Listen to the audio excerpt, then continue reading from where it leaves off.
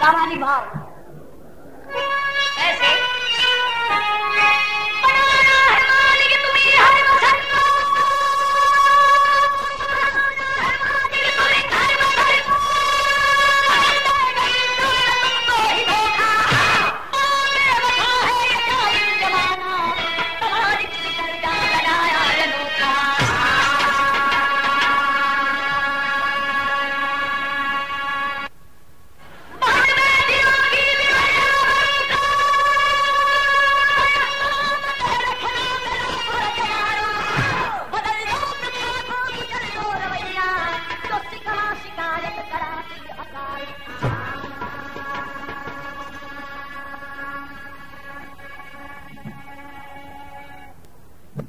घबराई ना मगर तर्जबा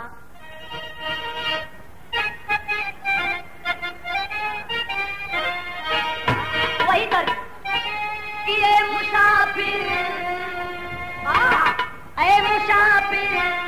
भटकता है क्यों दर बदर, दोनों आलम का रहबर मदीने में है। गाने का भाव होगा, भगवान संकेत करते हुए लिखे। हाँ देखें, कहना बाबा कि ऐ खुदा तेरी दुनिया में क्या हो रहा है, खुदा तेरी दुनिया में क्या हो रहा है, खुदा तेरी दुनिया में क्या हो रहा है, खुदा तेरी दुनिया में क्या हो रहा। जिसको अपना 1 लाख की बात कभी दिए, जिसको अपना हो वो तुम्हारा नहीं, दीन बंधु कहाने वाले, दीन बंधु कहाने वाले, दीन बंधु कहाने वाले, है गरीबों का कोई सहारा नहीं, दीन बंधु कहाने वाले, कहाने वाले, है गरीबों का कोई सहारा नहीं, दीन बंधु कहाने वाले। कहना बा यही है नारी बहन बेटी बहू माता भी, ये है औरत, इनका परिभाषा बतलाएं। यही है नारी बहन बेटी बहू माता भी, हमारी आपकी यही है जन्मदाता भी। नारी बिन पुरुष की जिंदगी अधूरी है, मगर सामने इनके सदा मजबूरी है। कहीं जल जाती कहीं पे जलाई जाती है, यारो जानवर जब सताई जाती है। जिला गाजीपुर के तिवारी जी निराले हैं, दिलदार नगर के पर दिल के काले हैं। उन्हीं के बेटे डॉक्टर नरेंद्र तिवारी से शादी हो गई पटना के बिना प्यारी से। जिला गाजीपुर जहाँ का कांड आप अभी सुने, वही दिलदार नगर के निवासी बिंदेश्वरी तिवारी के बेटवा डॉक्टर नरेंद्र तिवारी के शादी पटना सूबेदार तिवारी की बिटिया बीना के साथ भइल काबू। 18 फरवरी 84 को दुल्हनिया आई, खुशी के साथ नई नगरी आई। कमी दहेज की डॉक्टर साहब मशहूर किए, इसी के वास्ते दुल्हन को भी मायूस किए। ये पुरस्कार 2 रुपए का। दूसरी रात ही जिंदगी की रात जाके, अब रात जाके पसीने सवारा नहीं, चांद से चांदनी का मिलना हुआ, चांद से चांदनी का मिलना हुआ, चांद से चांदनी का मिलना हुआ। है सितारा नहीं, चांद से चांदनी का मिलना हुआ, चांद से चांदनी का मिलना हुआ।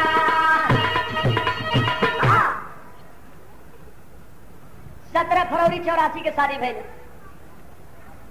यहाँ बिरहा शैली में तेरी का भाव लिया गया, और तेरी में पूरा बिरहा का सारांश कहना बा। ये अखबार पढ़ के लोग यही कहलन जो उनकी तेरी में भाव बा कि अब जमाने में क्या बाकी रह गया, अब भूले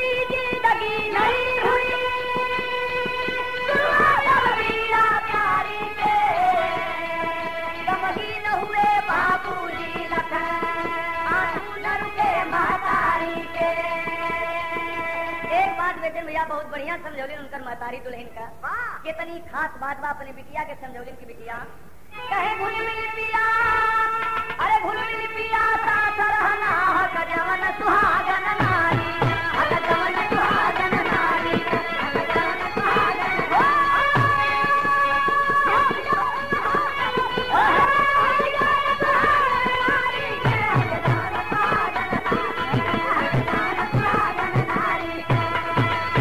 अब जो है दुल्हन ससुराल पहुंची बड़ी खुशी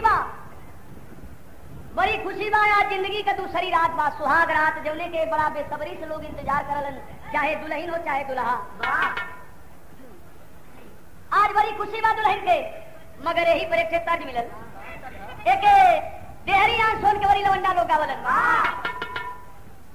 यही बेचन भाई मती रहलन अंदर इतना बाकी धोती कुर्ता पहन के गावलन वो सब साड़ी पहन के गावलन वो कैसे गावलन अरे गावना करा अरे दसिया मनमुआ चली गई ने होरा अब छतिया अरे छतिया पे बाजार के मारा जोड़ी रावा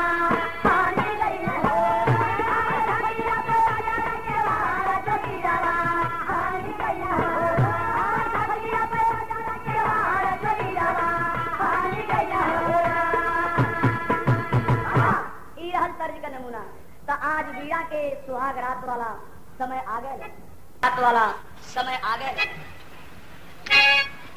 अब दुल्ही के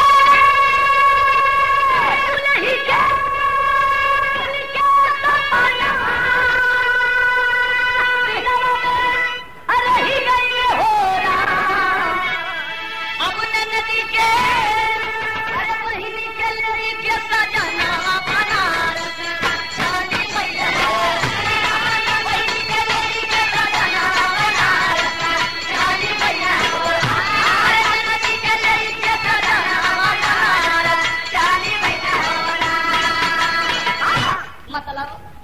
सुहाग रात नहीं मनोरन दुल्हन के साथ जब दुल्हा का हक मा सुहाग रात में ओके अदा नहीं कैलन एकदम सवेर में तड़के अपने दुल्हन के छोड़ के दुल्हन के छोड़ के सगी बहन मीरा के लिवा के डॉक्टर साहब दिलदार नगर गाजीपुर से बनारस रवाना हो गए बियक्षु काशी हिंदू विश्वविद्यालय जब वहां पहुंच गए तो इधर भैर का अब दुल्ही क्या ना मैं कैसे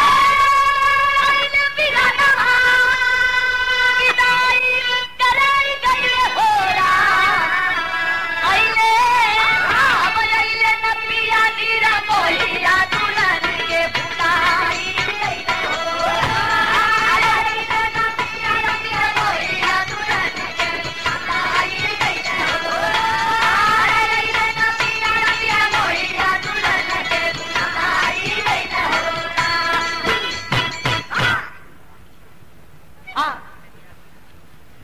डॉक्टर साहब जब बियक्षु गलन तो दुल्हन के भाई उमेश आके कुछ दिना में अपने बहन वीरा के लिवाए गलन अब कई वादा रख के डॉक्टर साहब दुल्हन का विदा करावे नहीं गलन वादा रख के भी विदाई के लिए जब नहीं गलन तो वीरा के बाप सूबेदार सोच रहे हैं कि एक तो बिटिया के एमएससी तक पढ़ौली शादी में दान दहेज देके काफी तादाद में रुपया खर्च करके शादी कही फिर भी बोझा अपने कपारे आ गए तो अपने बेटवा उमेश से कहलन की सुना इनके ले जा इनके मन कौनो बदनामी ना बा इनके ले जाके डॉक्टर साहब के क्वार्टर पर छोड़ दा हो सकला डॉक्टर साहब कोई काम में बिजी हो नया पाओ तो तब भैल का एक से तर जागे इतर कौन भाई दुल्हन जब बाजार से लौट के आई तब अपने दुल्हा से बतावे लगल कि सरतिया अरे सरतिया सरकारी रे मुरबलनुआ सरकारी रे मुरबलनुआ सरकारी रे मुरबलनुआ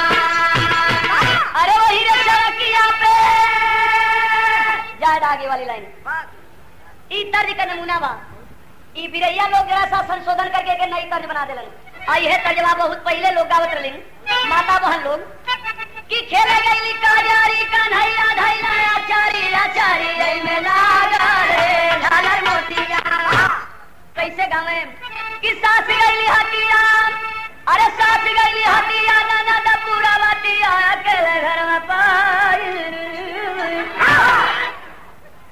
और का करे, अरे हाथ गोड़ बांध के, हाथ गोड़ बांध के बैठावे चार पैया की भला धसाई।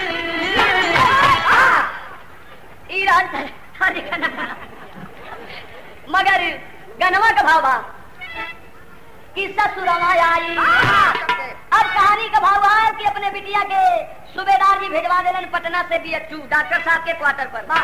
तब ससुरवा आई, अरे ससुरवा आई नारी रे बालनिया, नारी रे बालनिया, ससुरवा आई नारी रे बालनिया। जब आ गए क्वार्टर पर डॉक्टर साहब अलन, देखलन अपने दुल्हन के तो उनके लगन कैसन। अब लागे लाज हरी, अरे लागे लाज हरी जैसे गोरी के रमनवा सोचले मनवा मारी मोर बलंगा। सोचे लगन अपने दिल में कि बार बार साला के कहले पर गईली भी नहीं, वादा रख के अब फिर भी पहुंचवा दिलक। तो एक उपाय करे के चाहिए। एक उपाय का कहलन के दिए पहुंचवाए डॉक्टर साहब अपने घर में कसूर कइले भारी रे मोर बलंगा।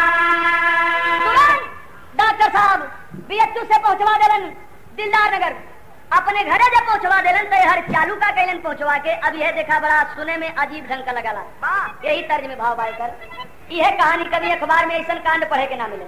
एक पर तर्जमा बसुरिया बाजे गंगा तीर से, तर्जमा जरा अपने ढंग से कम कहिला।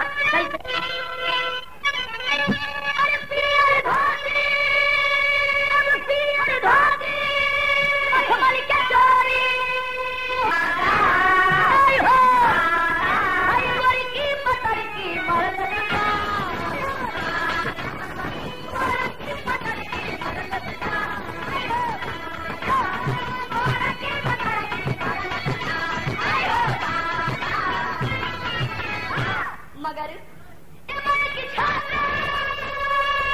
ई परिचय बा उनके बही का।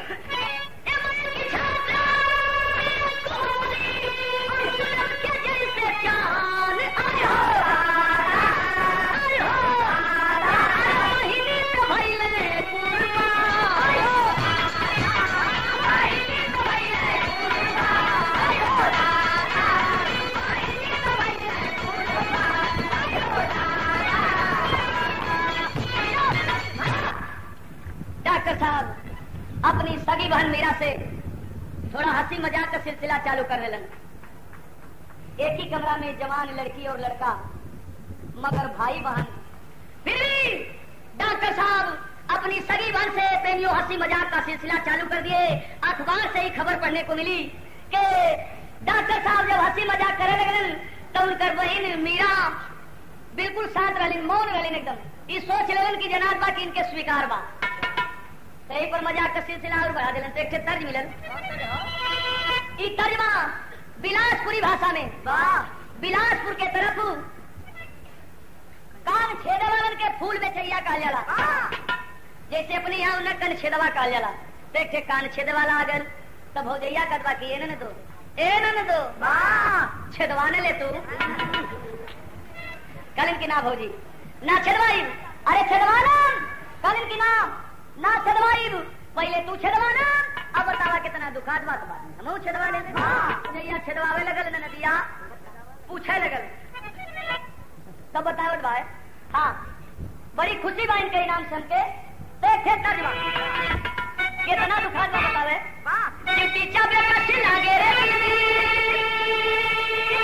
बसन न दो चिंटी के कटला ऐसा लगत बा। चिंटी जाबे कस लागे रे दादा करे जस लागे, ज्यादा नहीं पिरावे, ज्यादा नहीं पिरावे। अंगने में लागे फूल के तैया कान छेदाले, कान छेदाले, कान छेदाले ना। फूल के तैया कान छेदाले, कान छेदाले, अब ना छेदाले ना। अंगने में लागे फूल के तैया कान छेदाले, कान छेदाले, अब ना छेदाले ना। हर तर्ज का नमूना। मगर डॉक्टर साहब जब मजाक कैलन तो भैया की सुन बात भाई, गरम ने खाई गोरी हट के प्यार में बोली, हंस के प्यार में बोली। भाई बहन भय प्रेमी प्रेमिका प्यार में पागे, प्यार में पागे, प्यार में पागे ना। ये प्यार मोहब्बत का सिलसिला जब चालू कैलन है, वही समय दुल्हन बीना बीएचयू से पीएचडी का फॉर्म भर गई और डॉक्टर साहब के क्वार्टर पर आ गई। जब डॉक्टर साहब के क्वार्टर पर आ गई तो देखलिन का कि कई दिन खिड़की से देखी दुल्हन, तो एक ही चार माई के भाई बहन देख के अवाक रह गई अपने पति डॉक्टर के और ननद मीरा के। बहन भाई, सगे बहन भाई एक ही चारपाई पर सोए थे। तो भाई बहन के भुलाई भूमिका, इतना पवित्र रिश्ता भूल गए। अब डॉक्टर साहब के बुलाए के उनकर दुल्हन मीरा कहते हैं तैसा वादा वही आ गए कि तोरे पीछा औरत सब गावली और कब गावली जबकि 12 सज के चल जाले तरह तरह के पोशाक बदल ले। कौनो सिपाही बन जाइहन, कौनो दरोगा बन जाइहन, कौनो अपने मन का डॉक्टर बन जाइहन, कौनो वकील बन जाइहन। आदमी तो सब बारात में चल जालन तो नाटक करेलिन। एकर बिगड़ल नाम नटका बा, उ सब नटका कहलिन। तो नाटक करेलिन और वही नाटक में गावेलिन बजावेलिन। लाठी लेके पड़ोस में घूमे लिए काट के बुढ़वा संजोग से बेटा जाला तो हंसी मजाक में का डंडा जमाऊ देली। तो गावेलिन कैसे कि तोरे पीछा पिछली गरहिया महाराजा महाराजा वाले फुलावा खिलेला कचनार महाराजा वाले। ई पुरस्कार ई सब पुरन किलो गावेलिन कई लाइन बा, मगर नहीं की जरा था और खरकत के गावेलिन। वो कैसे गावेलिन लेकिन ये सुनाई सुने लाता। वो नहीं की कैसे गावेलिन कि तोरे पीछा वाला पिछली गरहिया महाराजा वाले महाराजा वाले वही में भैंसवा मोर नहाय महाराजा वाले वही में भैंसवा मोर नहाय महाराजा वाले वही में भैंसवा मोर नहाय महाराजा वाले। ई बाए दर्द का नमूना, मगर यही सजवा के बलिया चोरी बलियन से जरा सा बदल के गावेलिन। अपने सहेलिन में एक का नाम अर्जुनवा रख देलिन। तो वो कैसे गावेलिन की मारल जाई बेर यार अर्जुनवा अर्जुनवा मारल जाई बेर अर्जुनवा मारल जाई बेर अर्जुनवा मारल जाई बेर अर्जुनवा चल जाई बेर अर्जुनवा चल जाई बेर अर्जुनवा चल जाई बेर अर्जुनवा। ई रहल तर्ज का नमूना। मगर डॉक्टर साहब के बुलाए के उनकर दुल्हन कहे लगनी कि भला ही बतावा इतना पवित्र रिश्ता भाई बहन का राखी का प्यार भूल गईला। कितना पवित्र रिश्ता छोड़ के भाई बहन का रिश्ता छोड़ के प्रेमी प्रेमिका के रूप में रहे में तो के शर्म नहीं लगत बा। समझावे लगली रोते हुए कि करेला हो मोरे सजना। कारण कि भाई बात कह रहे साफ बतावा तब बतावे लगली कहे बहिनी के साथ कहे दगवा कमाई के छोलिया भारेला हो मोरे सजना। भला ये पाप कमातवा बहन के साथ डॉक्टर साहब कल की चुप रहो डाल दिया से तब दुल्हन तक चुप हो गए। मगर डॉक्टर साहब सोचे लगे कि ये भाई आज हमसे कहले सही न होगी कल दूसरे से न कह दे देकर तो उपाय करे के चाहिए जरूर। तो उपाय का कहलन करुण भाव भाव विदेशिया में कैसे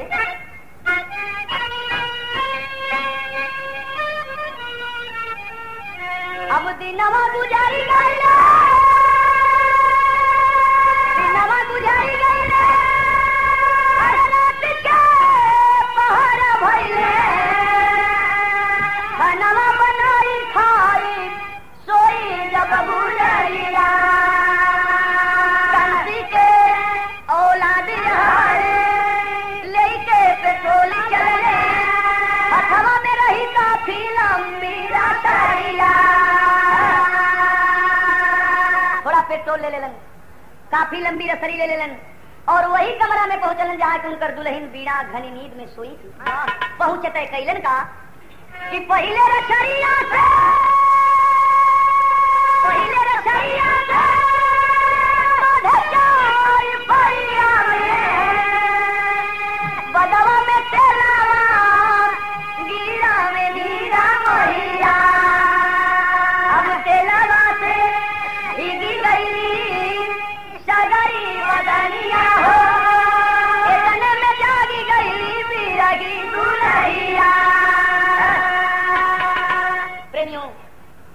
सोई हुई दुल्हन के ऊपर जाकर के उसे पहले रसरी से बांध दिया, चारपाई में बांधने के बाद शरीर पे पेट्रोल गिराने लगा।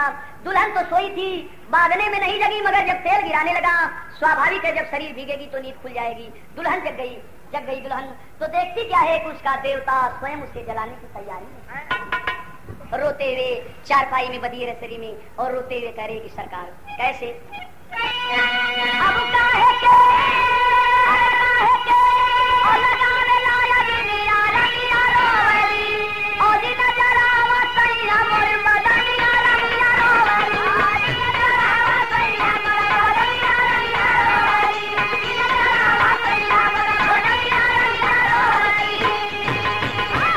छोड़ दीजिए सरकार, मुझे आखिर मुझसे गलती क्या हो गई। डॉक्टर साहब बिल्कुल चुपचाप खड़े हैं, कोई जवाब नहीं। कल की सरकार कुछ तो बताइए, आप नाराज काहे हुए। डॉक्टर साहब वही चुप हुए। दुल्हन अब बात बदलते हुए कही कि अच्छा समझ गई, यह बात समाज उनकी दिन में मीरा के विषय में तो उससे मजाक कर दिली, यही लिए तो नाराज ना हो गया। अपनी सही बात को बिल्कुल झूठ साबित करते हुए दुल्हन अपनी प्राण रक्षा के लिए कहती है, मगर न मानी मोही झट दहला आग लगाई हो, और बंद किया अपने कमरा में सोया जाता साई हो। प्रेमियों आग लगा करके वो दूसरे कमरा में चला गया और दरवाजा लॉक हो गया। उसके बाद उस समय जमाना सो रहा था। अब घड़ी नींद में सारी दुनिया रंगिया रोई, और जगह अकेले गाने के दुल्हिया रंगिया रोई।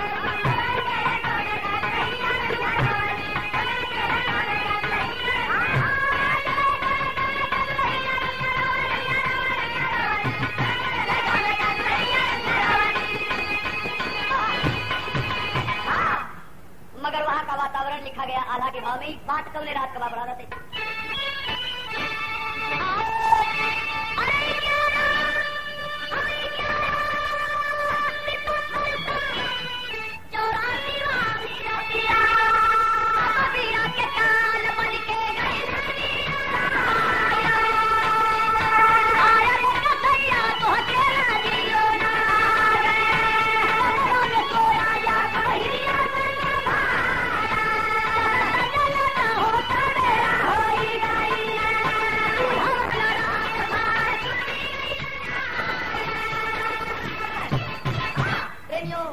दुल्हन जलती रही, कराहती रही, छटपटाती रही, बचाओ बचाओ की आवाज लगाती रही, मगर कोई भी उस आवाज को सुनने वाला नहीं था। सब लोग सो रहे थे, सब लोग सो रहे थे। जलते जलते सवेरा हो गया, और हर रोज की भांति दूध देने के लिए राम प्रसाद कुर्मी जब पीएचयू में फ्लैट नंबर 37 पर पहुंचा तो देखता है अभी तक दरवाजा बंद है। अरे भाई अब तक तो डॉक्टर साहब जग जाते थे, बात क्या है। आवाज दिया, आवाज दिया। जब आवाज दिया, शिकरी खटखटाया तो दरवाजा खोला कौन?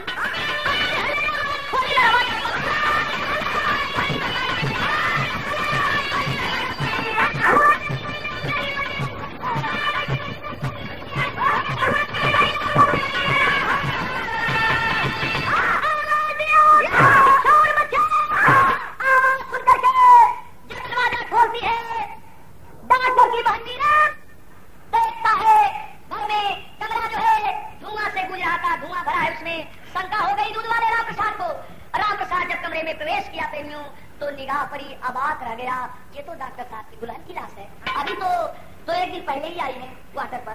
बेचारा तड़पड़ा उठा, सर्वजन कॉलोनी के सभी लोग इकट्ठा हो गए, छात्र छात्रा, अध्यापक अध्यापिका, गांव पड़ोस के लोग सभी इकट्ठा हो गए फ्लैट नंबर 37 पे बीएचयू में। इसके बाद हुआ क्या, जब 4 बज गया तो यादव ने थाने के थाने के इंचार्ज थे बाबू नंदलाल यादव। जब इन्हें खबर मिली तो यादव नंदलाल थाने के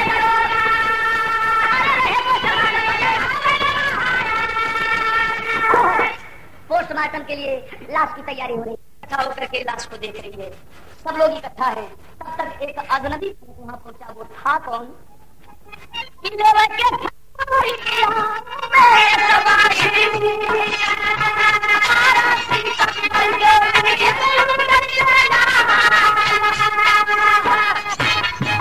दुल्हन का भाई उमेश अपने बहन पीड़ा का हाथ चाल लेने लगे थे।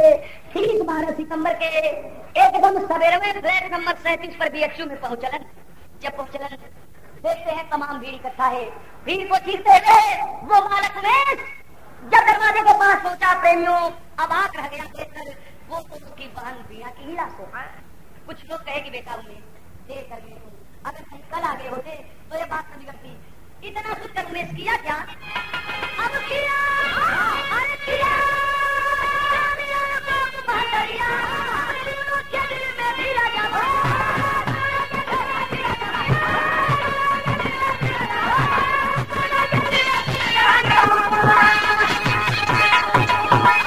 पतना स्वीकार किया। माँ बाप को जब खबर मिली अपनी बिटिया बीना की, आए अपनी बिटिया के लाश के पास बैठ करके माँ बाप और भैया उमेश शोक व्यक्त कर रहे हैं। आखिर में कैसे,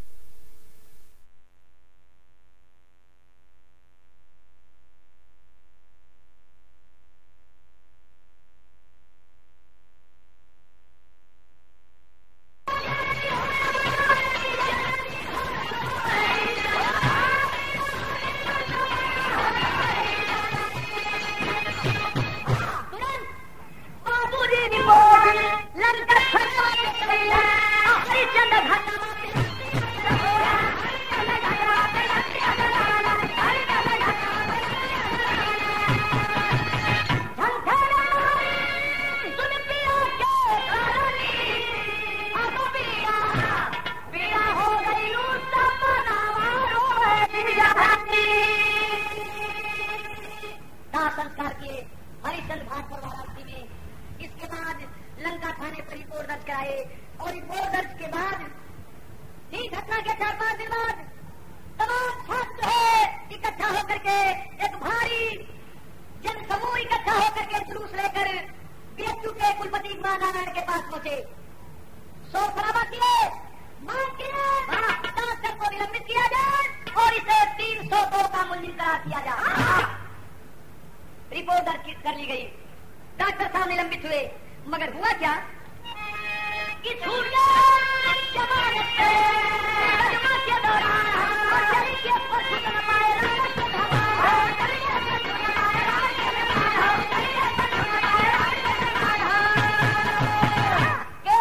उसका फैसला 13 जनवरी सन 86 को इसी साल में मकर संक्रांति से एक दिन पहले हुआ। अखबार में ही खबर पढ़ने को मकर संक्रांति खिचड़ी वाले दिन मिली।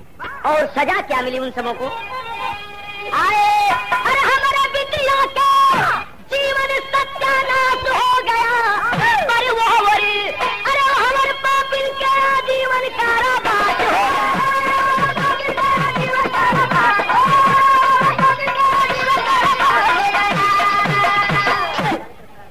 20 वर्ष की सजा पाए, सुन के चूहे लगन पसीना, अरे मिलने उससे कौन जाए, सब कोई कहे कमी ना मानो, अरे मानो बुरे कर्म का बुरा नतीजा पास हो।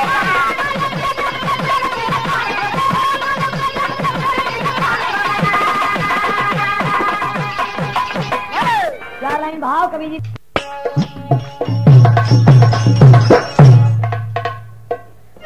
हाँ सुने, ये जो प्रोग्राम सुन रहे हैं आप लोग, यह श्री बड़हलगंज बाजार के कंपनी